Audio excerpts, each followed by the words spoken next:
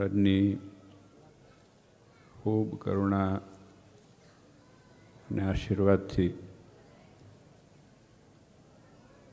વર્ષો વર્ષ આપણે સત્સંગની એની સાથે સાથે સત્સંગીઓની પણ ઉન્નતિ જોઈ રહ્યા છીએ. અમે જ્યારે 20 વર્ષ ઉપર, યાદ નથી, 20-25 થવા આવ્યા છે,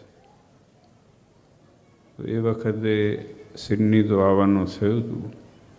પછી એમ થયું કે અહીંયા સુધી આવ્યા તો મેલબર્ન, બ્રિસ્બેન બધે જઈએ. તો એ વખત કોઈ ઇન્ડિયન દેખાતું નહોતું. ઇન્ડિયન નહોતું દેખાતું કોઈ. એ ગુજરાતી ભાઈને ત્યાં એને સત્સંગનું ખબર નથી અને ઉતારા પાણી કર્યા. ત્યાં એક દિવસ રોકાયેલા. ત્યારે એ કલ્પના કરવી અસંભવ જેવી લાગતી હતી કે આપણા ઓસ્ટ્રેલિયાની અંદર મોટા મોટા શહેરોની અંદર આવા મોટા મોટા મંદિરો હશે. અને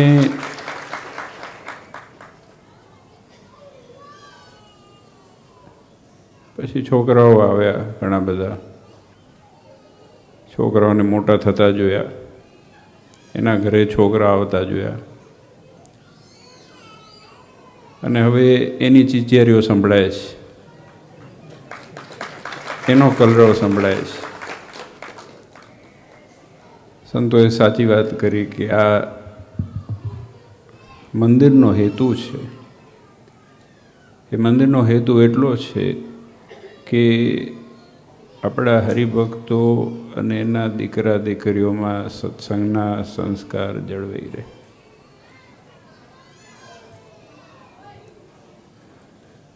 સિડનીની અંદર 2 મંદિર,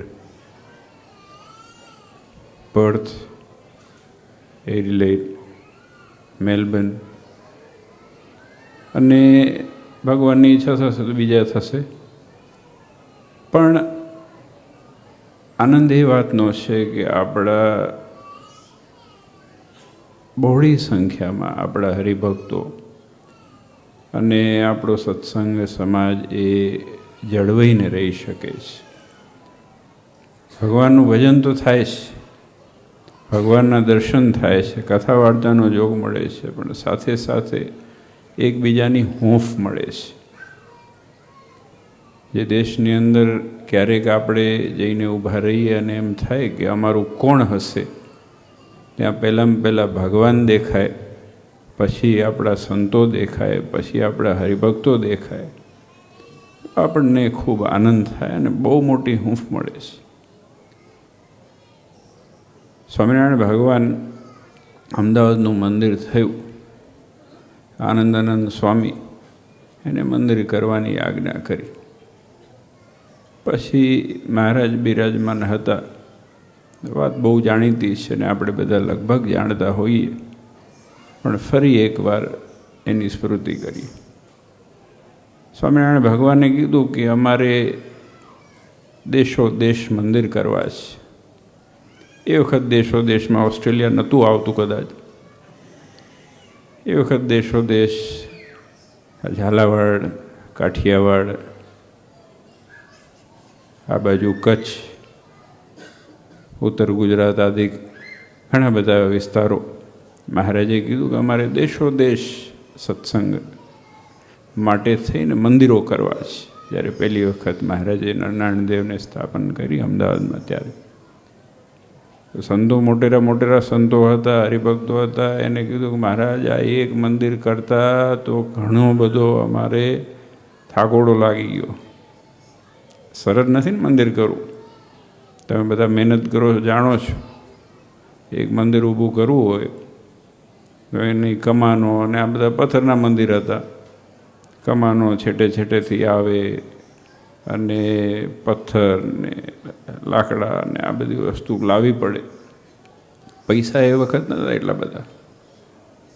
લોકો પોતાના પાસે જે પણ નાની મોટી સગવડ હોય ને એનેથી સેવા કરતા. કોઈ વળી આવીને કહે કે હું મહિનો અહીંયા સેવા કરવા રોકાઈશ, કોઈ એમ કહે કે હું મારા 2 ગાડા છે એમાંથી 1 ગાડું મંદિરની સેવામાં આપીશ. આપણા ગામડાઓમાં હજી એ પ્રણાલિકા છે. જ્યારે મોટા ઉત્સવ સમય થાય ને ત્યારે હરિભક્તો એને ઘરે બીજી સગવડ ન હોય તો ટ્રેક્ટર આપે ઉત્સવમાં, કોઈ હોય જેસીબી આપે, કોઈ હોય નાનું મોટું જે પોતપોતાના બળમાં હોય. તો કરવા બહુ અઘરા હતા મંદિરો. ત્યારે મહારાજને કીધું, આ સંતોએ હરિભક્તો મહારાજ કે આ એક મંદિર આપણે કરવાનું થયું તો ઘણું બધું કઠણ પડ્યું, આપ દેશો દેશ મંદિર કરવાની વાત કરો, કેમ થશે? એટલે મહારાજે ધીરે રહીને જરીક હસ્યા અને હસીને મહારાજે કીધું કે દેશો દેશ તો ઠીક, કે અમારે ગામો ગામ મંદિર કરવા છે, ગામો ગામ. એટલે પછી સંતોને હરિભક્તો તો બધા ચિંતામાં પડ્યા કે આ દેશો દેશ બાજુમાં રહ્યું ને ગામો ગામ શરૂ થયું. કે મહારાજ અત્યારે માણ અમે કહીએ છીએ આ દેશો દેશ કરવામાં આટલી તકલીફ પડશે તો ગામો ગામ કરશો તો કેમ થઈ પડશે? ક્યાંથી આટલી સેવા લાવીશું, ક્યાંથી હરિભક્તો લાવીશું? મહારાજ હસીને કીધું કે અમારે ગામો ગામ તો ઠીક, શેરીએ શેરીએ મંદિર કરવા છે. આપણી એક શેરીમાં 2 છે ને,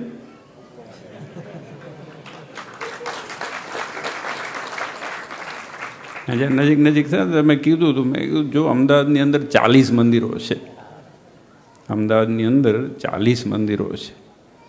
જેને ઢોકળું પડે, જેને અનુકૂળતા આવે, કારણ કે ભગવાનમાં ભેદ નથી, ભગવાનમાં ભેદ નથી. ભગવાનના ભેદ આપણે ઊભા કર્યા છે. ભગવાન બધા ભેગા બેઠા છે, આપણે ભેગું બેસવું હોય તો તકલીફ પડે. પણ જો મહારાજે કીધું કે અમારે શેરીએ શેરીએ મંદિર કરવા છે, તો સંતો હરિભક્તો કીધું વળી મહારાજ આ તો બહુ અઘરી વાત છે. તો મહારાજ ખૂબ હસ્યા અને વાત મહારાજે બધા સંતો હરિભક્તોને કીધી કે જો અમારે વ્યક્તિ દીઠ મંદિર કરવા છે.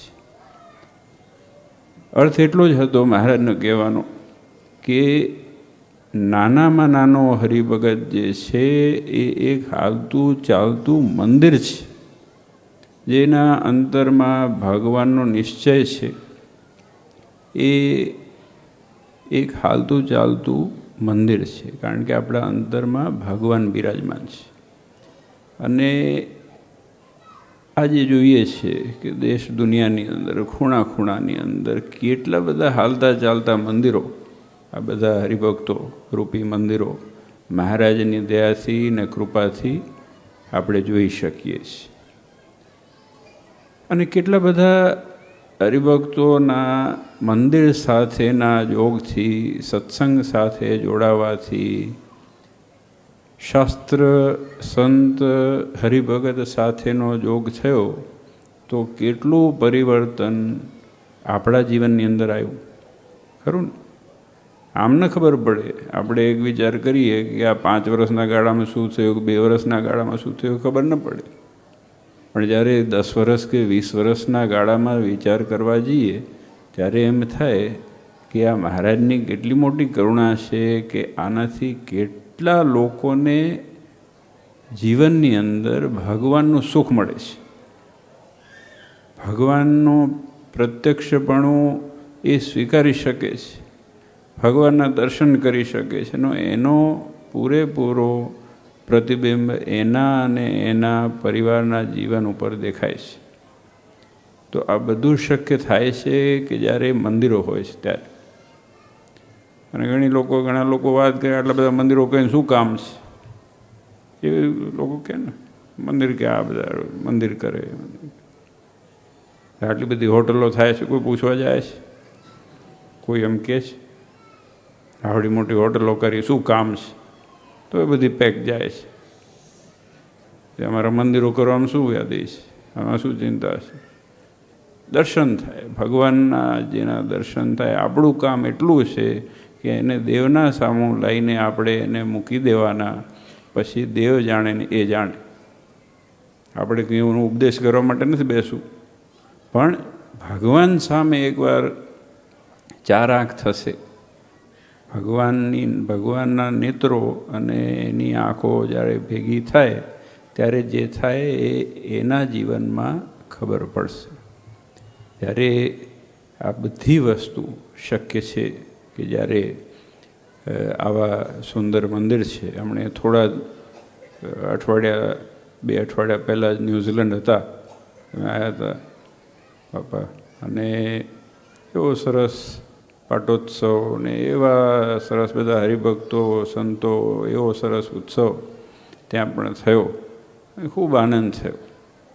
તો બધા દેશ દુનિયાની અંદર આપણા હરિભક્તો અથવા ગમે તે માણસ મુમુક્ષ એને ભગવાન સુધી ભગવાનની ઓળખાણ થાય એના માટે થઈને, અને આજે જોઈએ છે કે પહેલાં જ્યારે અહીંયા આવવાનું થયું ત્યારે એમ થતું હતું આ વેરહાઉસ મોટું પડશે,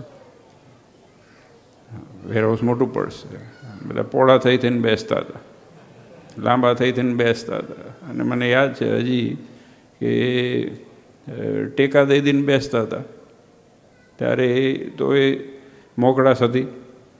અને અત્યારે આપણે જોઈએ છીએ કે જેટલા હરિભક્તો અંદર છે, એટલા બહાર છે, એટલા જ હરિભક્તો બિચારા બીજા ગામની અંદર છે, કેટલા બધા ગામોની અંદર ઓસ્ટ્રેલિયાની અંદર સત્સંગ થાય છે. તો એ આપણા બહુ મોટા ભાગ્ય છે અને ભગવાનની બહુ મોટી કરુણા છે. એટલે આપણે તો જો એટલું જ ધ્યાન રાખવાનું કે આપણે ભગવાનના થઈને રહેવાનું. આ છે ને સર્વશાસ્ત્રનો સાર છે. આપણે કોના થવાનું? તો ભગવાનના થવાનું. આપણે ભગવાનના થશું, જો દેવના થશું તો જિંદગી બહુ સરળ થઈ જશે, બહુ સરળ થઈ જશે.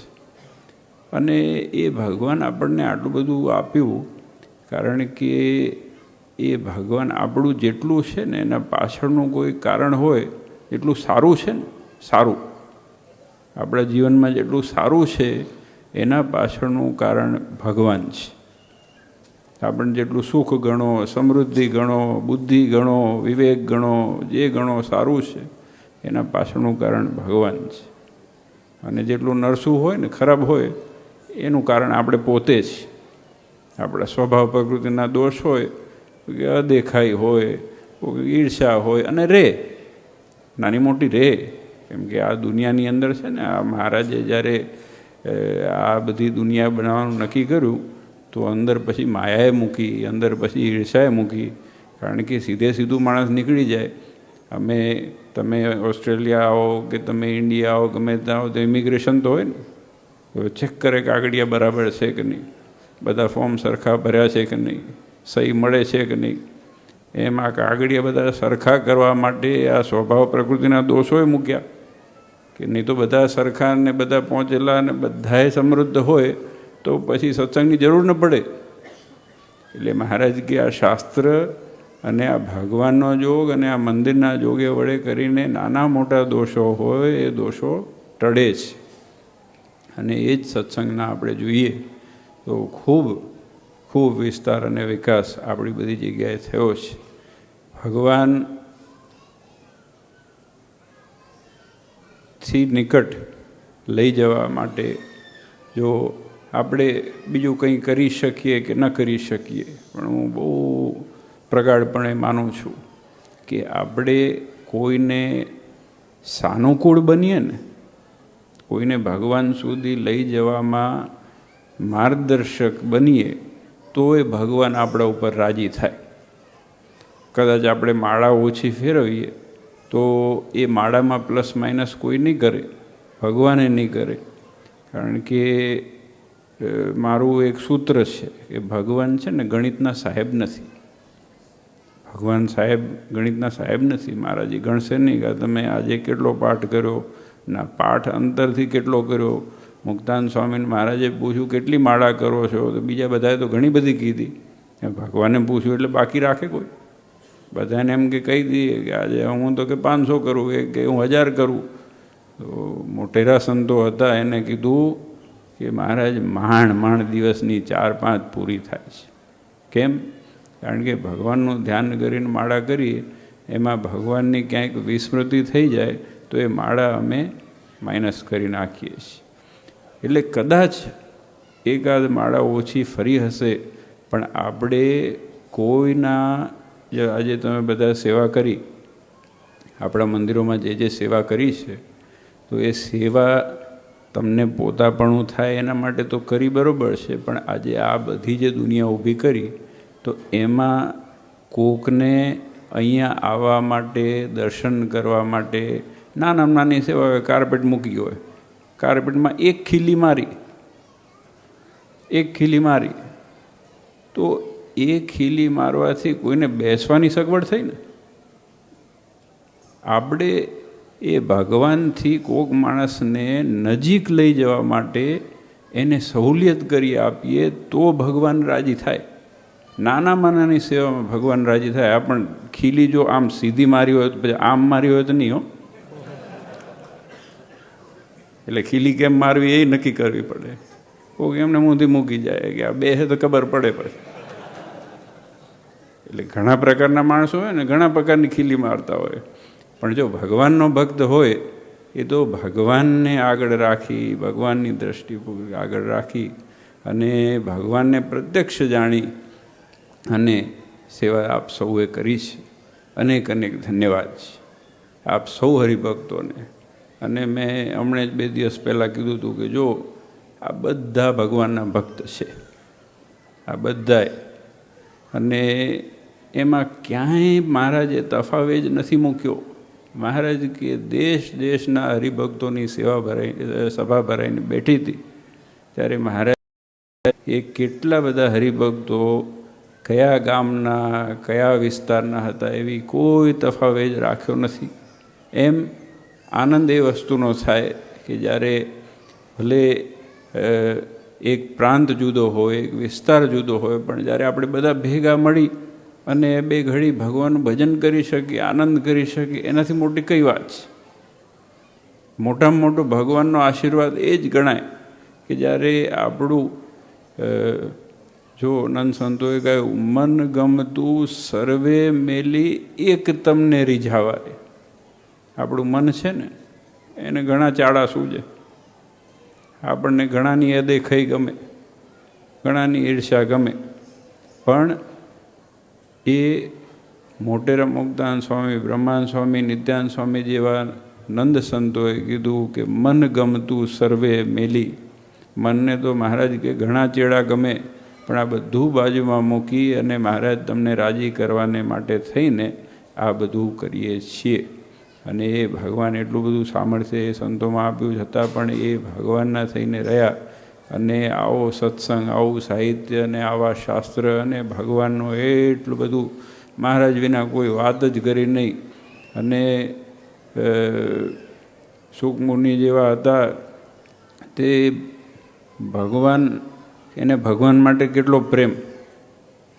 માણકી ઘોડી ઉપર મહારાજ બિરાજમાન થઈને જતા હોય, એક ગામથી બીજે ગામ જતા હોય તો મહારાજ આમ સીધા ચાલે તો આ સ્વામી ઊંધા પગે ચાલતા. આપણે શાસ્ત્રમાં છે ઊંધા પગે ચાલે. તો પછી ઊંધા પગે ચાલે ને ગામડામાં દર જેવા રસ્તા તો હતા નહીં, એટલે પથરાય વાગે ને ઝાડા ઝાકણ બધું વાગે.